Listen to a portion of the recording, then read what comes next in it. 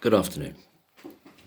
I thought I'd do a very quick video just to flag up the one of the latest episodes of We Need to Talk About Lucy Letby, which is the project of podcasts that Peter Elston is doing with Dr. Michael McConville over on Spotify. It's up to 14 episodes now. I just listened to episode number 13 a little bit earlier this afternoon while I was cooking my dinner, and then I went back and listened to certain parts over again because there's some cracking. I mean, the whole episode is excellent, as is the whole podcast. But there were some real highlights in it, and I'll put a link below to take you to that episode. And I hope anyone who's interested in listening to all the podcasts it runs in a very logical and really good way in terms of building up a body of knowledge about what's happened and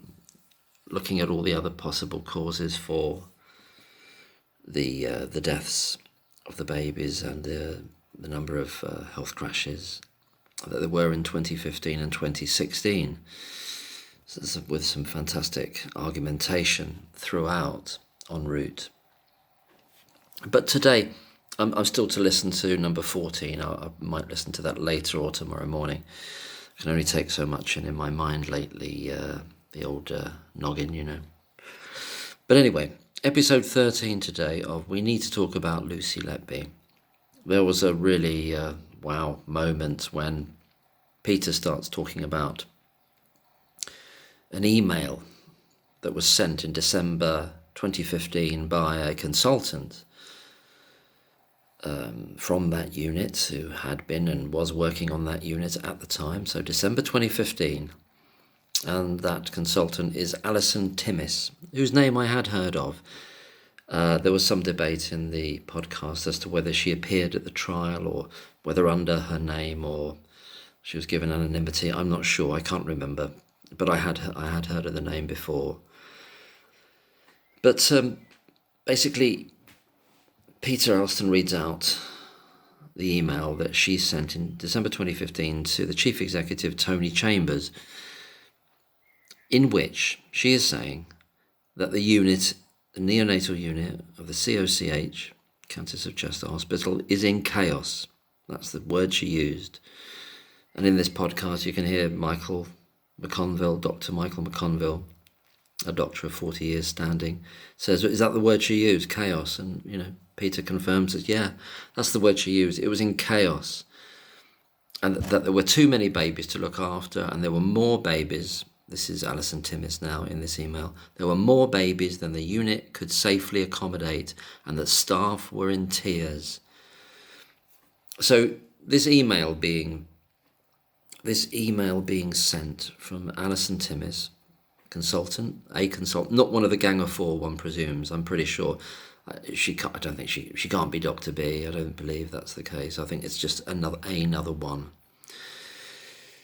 The report of this email being sent was in a Times article, which was published just after the verdicts, so last year.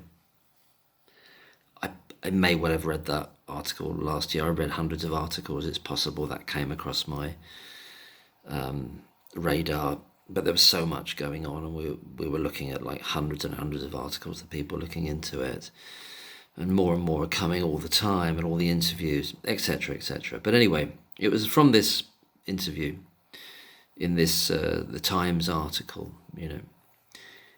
not an interview, an article about this email being sent. And that Alison Timmis goes on to say that the staff in the neonatal ward are chronically overworked, no one is listening, and it is not safe, these are her words, and that things are at breaking point. She goes on further to say that when things snap, the casualties will either be children's lives or the mental and physical health of our staff. So that's being written in 2015, December. By that time, as is made clear in the podcast by Peter Elston and Dr. McConville, we are meant to believe that Breary and co, Breary, Jayaram, possibly Gibbs, possibly Dr. BB, but Breary and Jayaram by that point are of the belief that there's a dangerous nurse on the ward, a killer on the ward, and they're trying to, get something done about it, and that by that point, 2015, Lucy Letby has apparently murdered 5 children already and tried to kill 2 others. So this is from the podcast I'm talking about now that I've listened to today, and the reactions of Peter and Dr. McConville to this information. So at the same time that other colleagues are saying that they suspect there's a killer at large, you've got another consultant who's working in the same unit saying the place is an absolute chaos. And Lucy Letby has been murdered 5 babies and tried to kill another 3. It's another 3. So 5 murders and 3 attempted murders by December 2015. Dr. McConville says, this is obvious confirmation bias is the phrase he uses. That the chaos was used by Lucy Letby, was capitalised on by Lucy Letby. This is what the journalist in the Times article said. I've got to be clear. The journalist in the Times article makes a point, not saying, oh my God, there was chaos there. Well, could that have been the cause of these extra deaths? No. It had to be that Lucy Letby capitalised on the chaos in order to get away with her crimes. But what of the chaos then? What problems did the chaos cause? What deaths of children, as Dr. Alison Timmis said, is likely to happen? And it had been in that state for some time, when she's writing that. She's not saying it's just started. She's saying that's what it's been like, for far too long, and nobody's listening to us. So what's the effect of the chaos then? Oh, it just happens to be a smokescreen for Lucy Letby to commit murders. I'm just looking at my notes here. It says in the Lucy Letby, we need to talk about Lucy Letby podcast, that this aspect of this email was not part of the trial. That's what is asserted. I can't say that conclusively. I don't know because I haven't read the full transcript.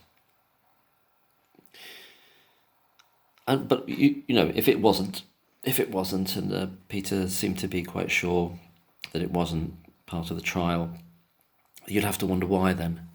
You'd have to wonder why, wouldn't you? You'd have to wonder, if it was available, why didn't the defence get hold of that email? Was it why not? It was ready. It was ready to go. It's ready to go and be sent to the Times journalist and be published very shortly after the verdicts were given. That was all ready to go. So we have here the idea of this journalist. I can't remember his name. I'm not going to look at the article. I don't need to. Obviously Peter's done it. I think I may have read it last year. But it's just the fact that this journalist of the Times said that Lucy Letby capitalised on the difficulties that the unit faced, i.e. the chaos. But the chaos wasn't causing any deaths or problems or anything like that. But it was just Lucy used it as a smokescreen to target her victims.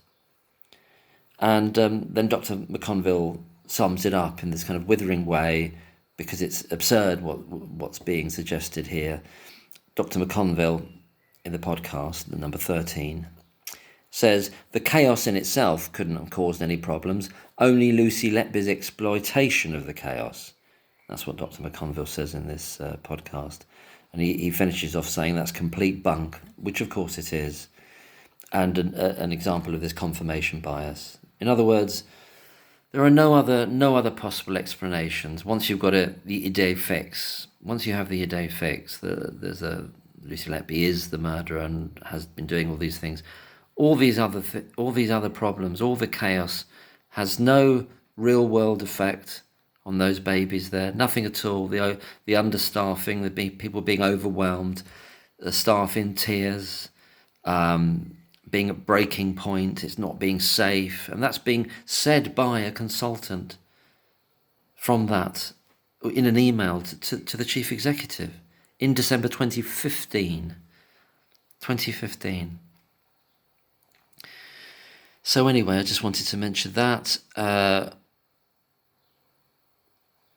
And then, Michael and Peter go on to talk about the fact that Lucy had a tendency to work nights, more hours than anyone else. Very good reason was that she was she was hardworking, helpful, ambitious, wanted to make more money because she was wanting to buy a house, or was in the process of buying a house. So she had all those reasons to do that, and she was a very, very one of the most reliable nurses there. She was a stalwart of that unit, and yet was punished for that, punished for going that extra mile, punished for being so there when she was needed, when nobody else probably wanted to do that amount of hours.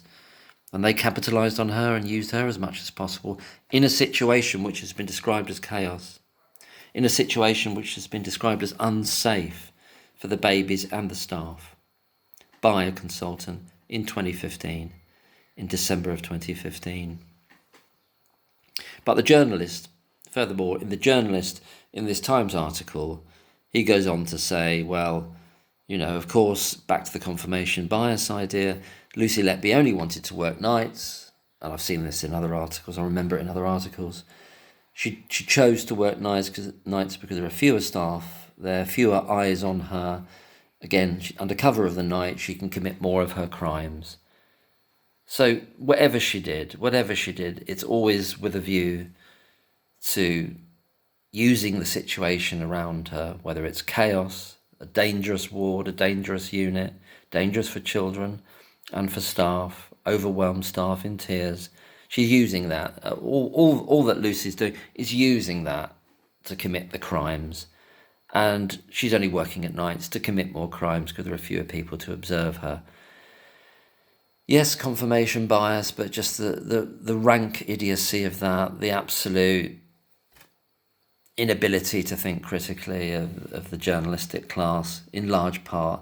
Well, I say in large part, I say the vast majority. I mean, they're just... Anyway, I won't go down that road. No need to go into a rant about that. I've done that enough in the past. Hopefully there will be one or two now that they might feel a little bit safer in some way. Subsequent, well, it's all up in the air about the trial in June, isn't it? It's all up in the air about the trial in June, and we understand at the moment that no date has been given for the answer for the application for leave to appeal. They don't know when it's going to be. Are they going to wait till, are they, as a matter of tactics in some way, waiting till after the trial, the June trial of the retrial of Baby K attempted murder case? Is that what they're doing? And if so, why? I don't know. We don't know. I was told today by Catherine, a Facebook friend, and who watches the videos and comments and everything, that Julian Assange has been given a right to challenge the extradition to America, which is brilliant news in and of itself. Just disgusting that the British state and judiciary again have kept him in prison all this time. It's just an absolute abuse of his human rights, a kind of torture. And as his wife has said, they want to kill him by these means, the processes of the punishment kind of concept. But anyway, he's been given the right to challenge the extradition. I haven't looked at the details yet, but in relation to the Lucy Letby case, Catherine, a Facebook friend, told me that the judge who made that judgment in regard to Julian Assange, sorry, my mind's a bit slow all over this shop today, who made that judgment is one of the three judges that are deliberating currently over Lucy Letby's application for leave to appeal. I got there in the end. So that's a good sign, one would hope. It's something, sort of cling to different things, just... It's a very curious strange sort of time at the moment with this June retrial in the offing,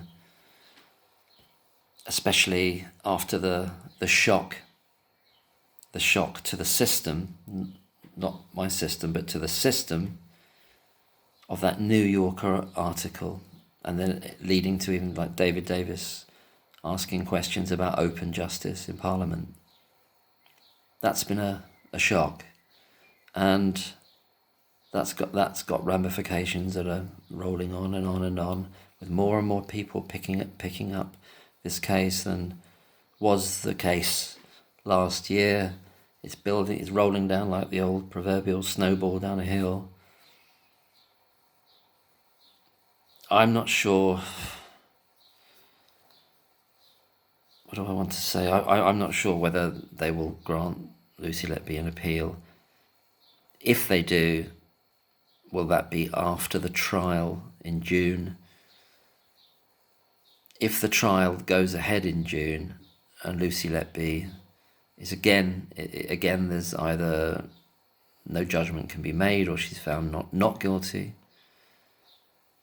then what are the ramifications of that on the appeal process? In other words, if the three appellant judges hold back until after that trial, and then Lucy is found not guilty, or there's a hung verdict, or whatever that you call it, there's no verdict of guilty for the Baby K retrial case in June, will that have a knock-on effect on what those judges decide?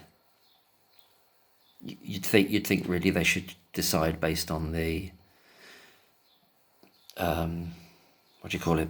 I can't think of words today. Based on the grounds that they're already considering, you'd think that would be their basis. But I'm not sure what the tangential relationship is with this trial, and it's quite a knotty thing, isn't it, in terms of what's happening here.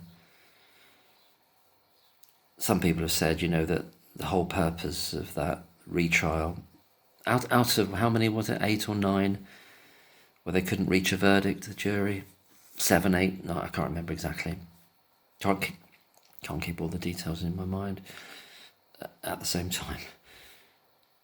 That they choose just one, and a lot of people are saying, well, this is more a cynical exercise, which is a terrible thing to do to the parents of that child, if it is a cynical exercise wholly, purely to lock down the discussion, lock down the critique and the growing awareness of what really has to be one of the worst miscarriages of justice in British legal history, certainly that I can remember, really. Well, certainly one of them it's got to be.